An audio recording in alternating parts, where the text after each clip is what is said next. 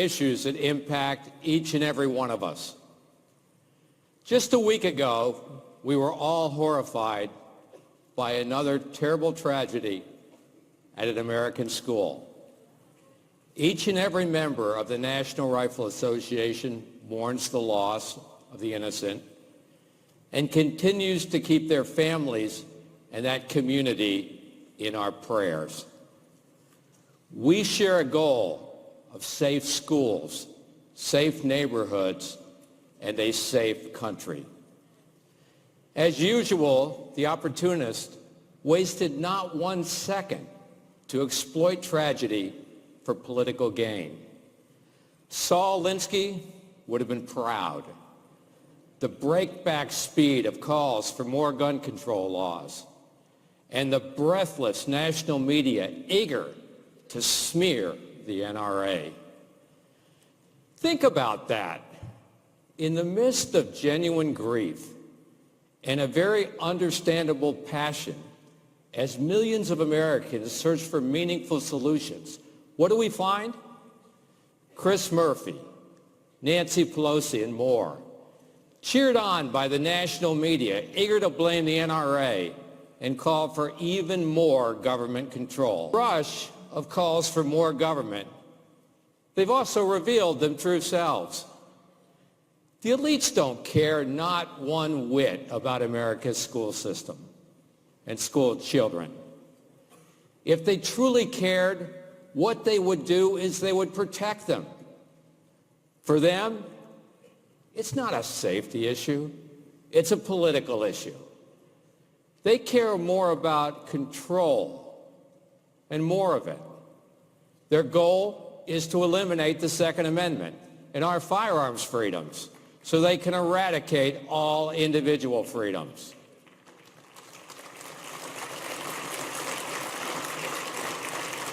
What they want are more restrictions on the law-abiding.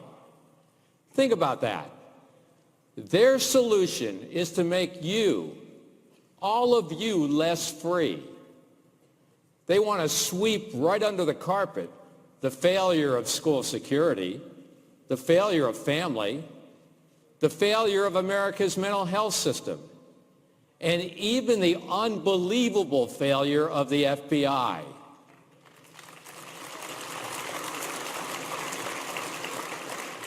They fantasize about more laws stopping what other laws fail to stop.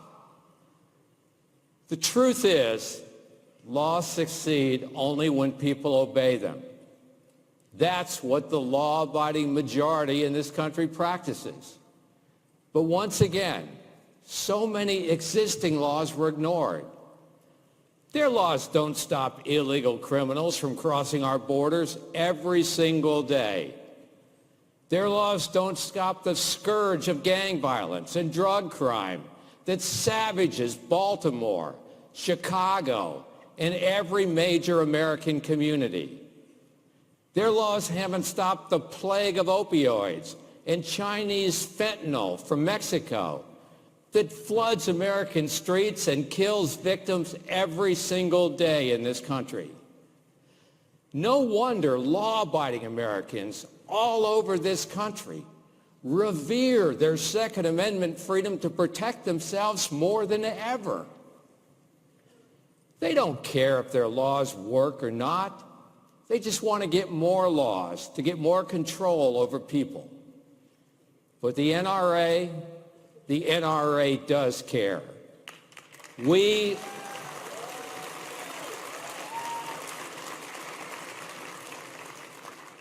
at the NRA are Americans who continue to mourn and care and work every day at contributing real solutions to this very real problem. Real practical action to truly protect our children. Think about it. It's a bizarre fact that in this country, our jewelry stores all over this country are more important than our children. Our banks, our airports, our NBA games, our NFL games, our office buildings, our movie stars, our politicians.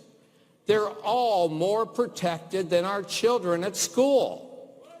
Does that make any sense to anybody?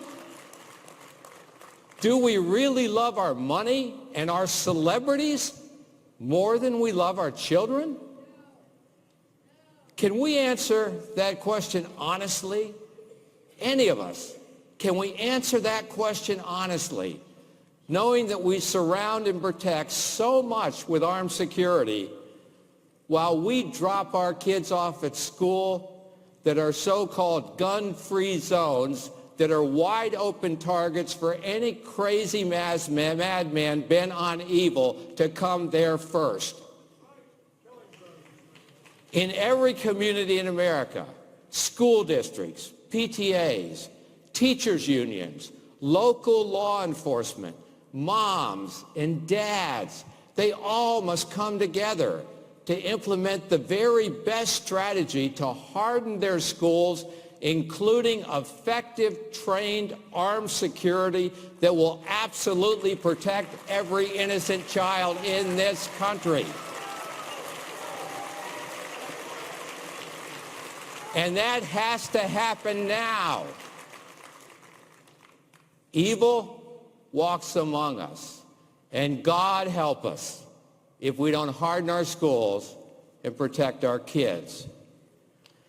The whole idea from some of our opponents that armed security makes us less safe is completely ridiculous. If that's true, and just think about this, if that's true, armed security makes us less safe, let's just go ahead and remove it from everywhere. Let's remove it from the White House, from Capitol Hill, and remove it from all of Hollywood.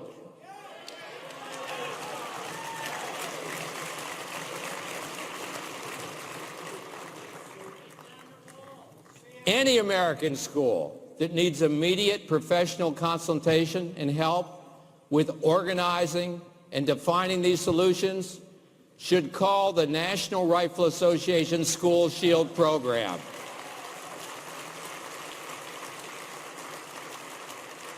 And we will provide immediate assistance, and we will also provide it absolutely free to any school in America.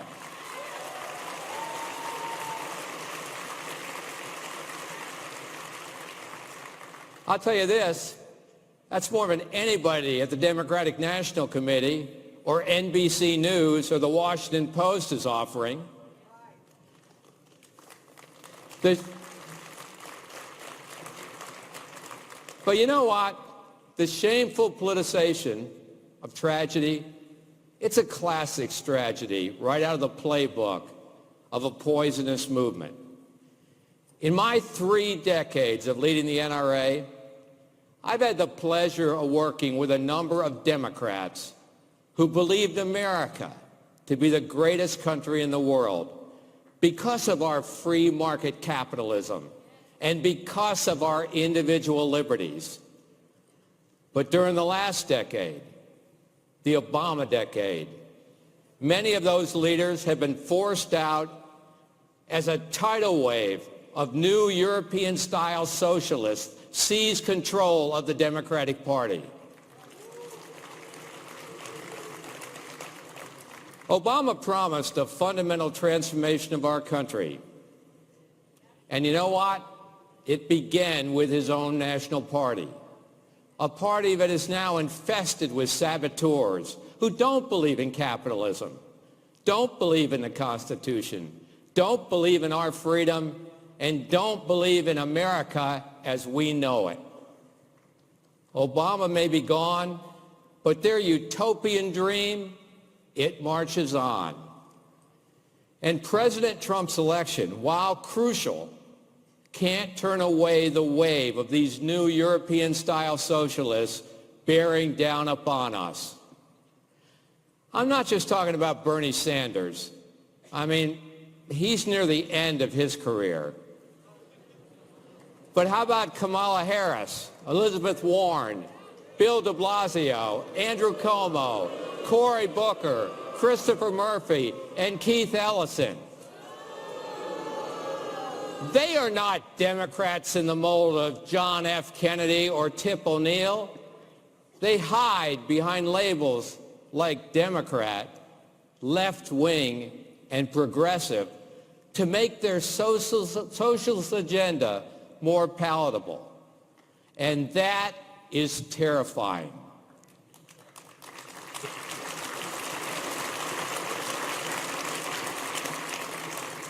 And that should terrify every citizen who values the American ideal in this country of individual liberty.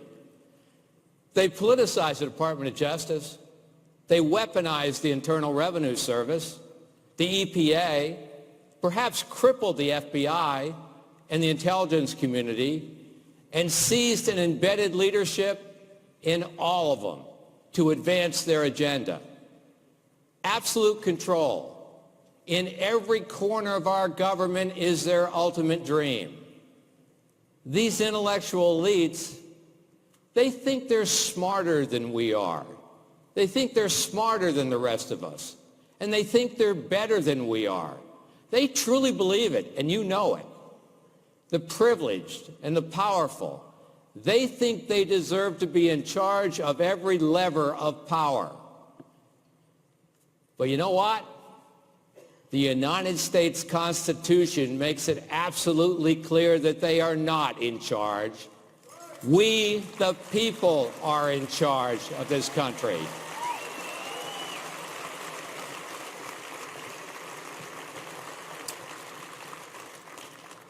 But Washington, oh my gosh, this city, it likes to ignore that.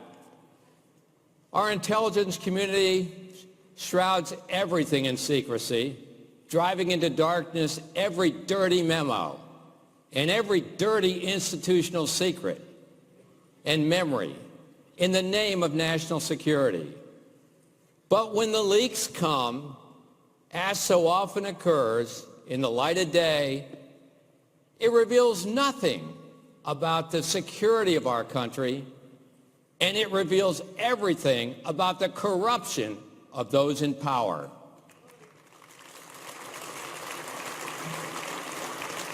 That's because in a captive society, the loss of transparency results in the loss of truth. They also eliminate internal resistance to wrongdoing in these great institutions. There is no stronger supporter of our law enforcement than the National Rifle Association. My gosh, we're one of the largest law enforcement organizations in the United States if you look at our membership. And we're proud of that. Everywhere I go, I get a police officer coming up to me, thanking me and saying, I'm a member of your organization. Keep up what you're doing. And there are tens of thousands of incredible men and women at the FBI. These are honorable, decent, hard-working people, and they're dedicated to keeping our country safe every single day. And we're proud of them, and we thank them. But as we've learned in recent months, even the FBI is not free of its own corruption and its own unethical agents.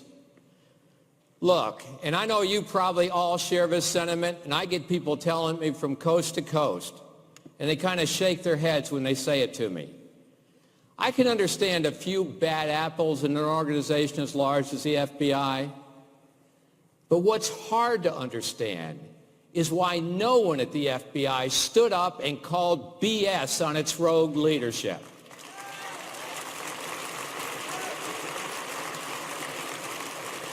I mean, really, where was the systemic resistance and repulsion that should protect every powerful institution that serves us? The lowest-ranking Marine knows to resist an unlawful order. The rank and file in every powerful institution must police its own leadership. But still, too much of today's Washington, no one speaks out. No one challenges authority. Everyone keeps their mouth closed and their heads down. And that's exactly how socialistic societies function. When leaders do whatever they want, when resistance and repercussion disappears, and when the fundamental concept of moral behavior is expunged, the state rules the day. And anyone who attempts to resist is smeared right into submission. Yep. You know it. Ah, yes, the art of the smear. We do live in the socialistic age of the art of the smear. Doesn't have to be true. It just has to stick somewhere, anywhere. It's designed to degrade, destroy, and it's all over the national media to serve their agenda. And socialism is a movement that loves the smear. Racist, misogynist, sexist, xenophobe, and more.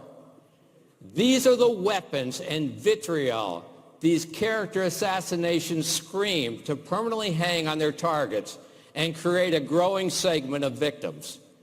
Because socialism feeds off manipulated victims. You name the group, and they will find a way to turn them into victims. They keep their movement growing by finding someone to be offended by something every minute of every day. From the Occupy movement to Black Lives Matter to Antifa, they agitate the offended, promote uncivil discourse, and ignore any sense of due process and fairness to destroy their enemies.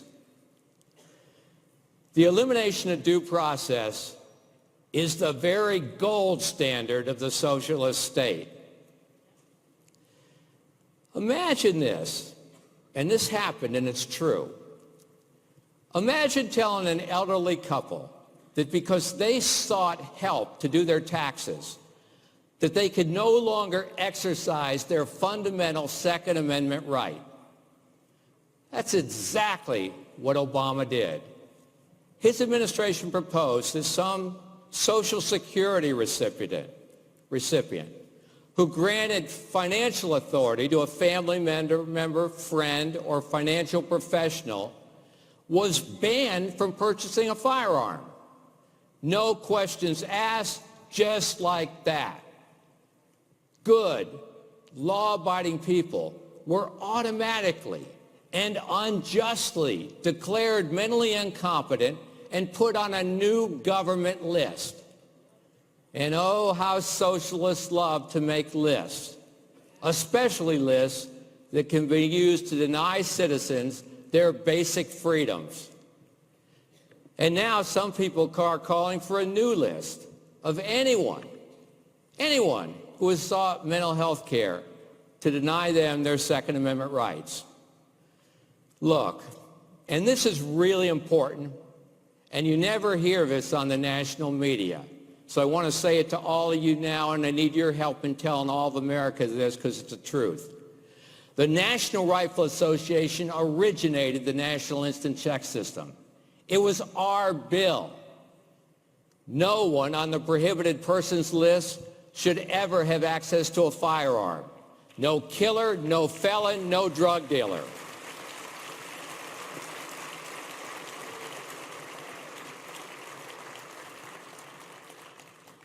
And anyone adjudicated as mentally incompetent or dangerous to society should be added to the check system and prevented from getting their hands on a gun. But watch what I released 3 years ago. And the media machine all over the country, they so callously and completely ignored it. Watch this. Here's what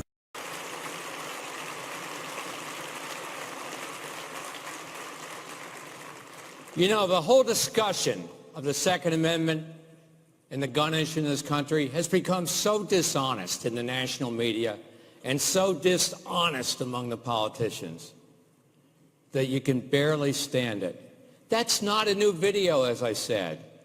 I've said for years, and I've been ignored by the same opportunists who don't give a damn. Yet you see them on TV every day whining away. Here's what I said on CBS way back in 1993. That was 25 years ago. Let me ask you this. Now, here's the real tragedy. Charles Schumer shook my hand to get all the mental health records into the system, and then he went back to Capitol Hill, and you know what he did? Absolutely nothing. How many lives might have been saved if he had just kept his promise? They are liars to the core, and I'll make this prediction right now.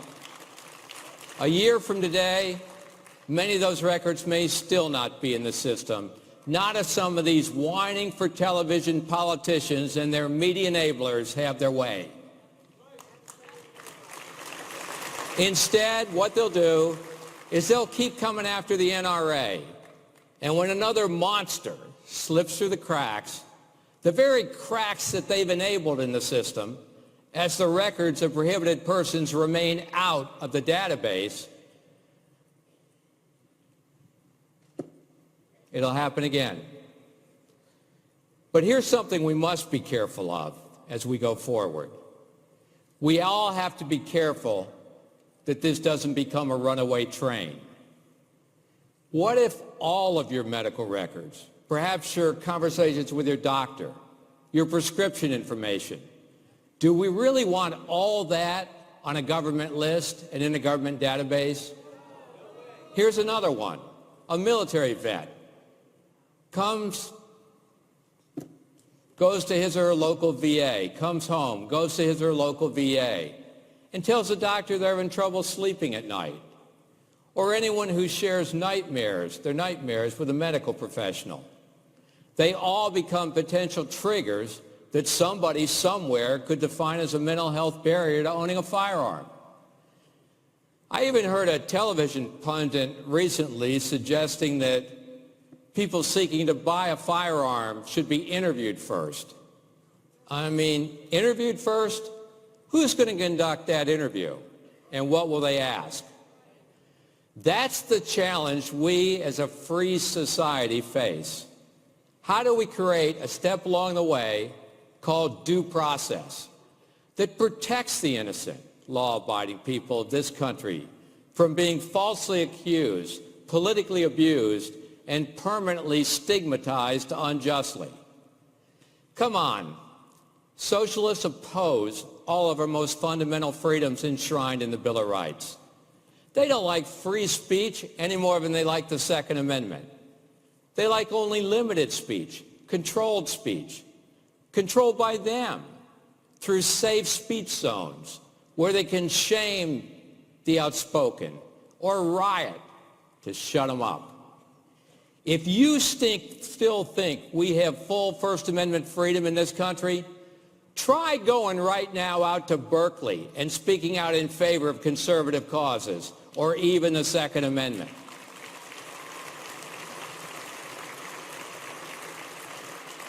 This growing socialist state dreams of manipulating school children to squeeze information about their parents.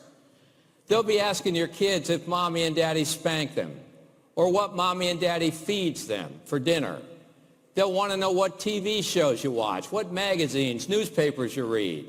And oh yes, do mommy and daddy own a gun? And all that private information will be entered into that ultimate list, that cloud of data storage that couldn't care less about due process and constitutional freedom and your privacy as an American citizen. And then it's just a short hop to the systematic destruction of our most basic freedoms in this country. And you all know what they are, but let me say them. Family, faith, individual responsibility, and self-destiny, a free market economy, patriotism, respect for our national flag and national anthem, personal liberty, and justice for all. Going back a decade or more, these essential freedoms and these essential values have been increasingly and sadly ridiculed and disrespected and diminished in this country. And it won't take long, if we stay on the path we're on, to erase them completely. That's the real consequence of this new socialist wave in America. You know, I hear a lot of quiet in this room, and I sense your anxiety. And you should be anxious, and you should be frightened. If they seize power, if these so-called European socialists take over the House and the Senate, and God forbid they get the White House again, our American freedoms could be lost and our country will be changed forever. And the first to go will be the Second Amendment to the United States Constitution. History proves it. Every time, in every nation in which this political disease rises to power, its citizens are repressed, their freedoms are destroyed, and their firearms are banned and confiscated. And it's all backed in this country by the social engineering and the billions of people like George Soros, Michael Bloomberg, Tom Steyer, and more, and gleefully promoted by those who have risen to power in the so-called national news media and seized control of social media to spread their propaganda. They don't tell us news, and you all know it, and people know it all over the United States. They say it to me every day. They don't tell us news. They tell us what we need to think. That's the way it is these days. On college campuses, the Communist Manifesto is one of the most frequently assigned texts. Karl Marx is the most assigned economist.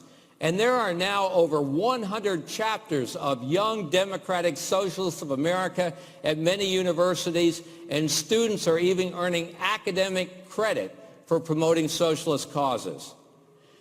In too many classrooms all over the United States, and I know you think about this when you decide where you're going to send your kids to school, and your kids think about it too. The United States Constitution is ignored, United States history is perverted, and the Second Amendment, freedom in this country, is despised. You know, some people out there think the NRA should just stick to its Second Amendment agenda and not talk about all of our freedoms. But real freedom requires protection of all of our rights. And a Second Amendment isn't worth its own words in a country where all of our other individual freedoms are destroyed.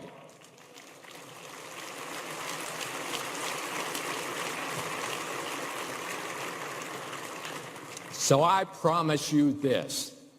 The NRA will not only speak out, we will speak out louder, and we will speak out stronger than ever before. To make our message just as accessible as NBC, the New York Times, and the rest of the so-called national news media. Let's be clear. We are never talking about an armed resistance against the socialist corruption of our government. We are always talking about a resistance armed with the United States Constitution and the Bill of Rights in our country.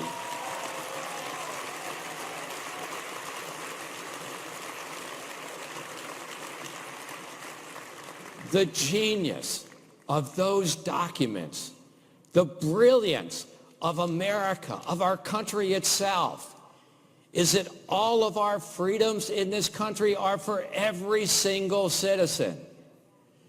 And there is no greater personal individual freedom than the right to keep and bear arms, the right to protect yourself, and the right to survive.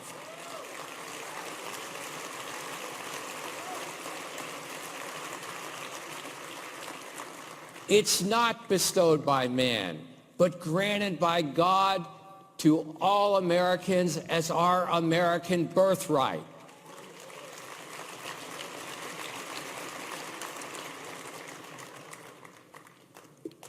So I call right now today on every citizen who loves this country and who treasures this freedom to stand and unflinchingly defend the Second Amendment, the one freedom that protects us all in this country.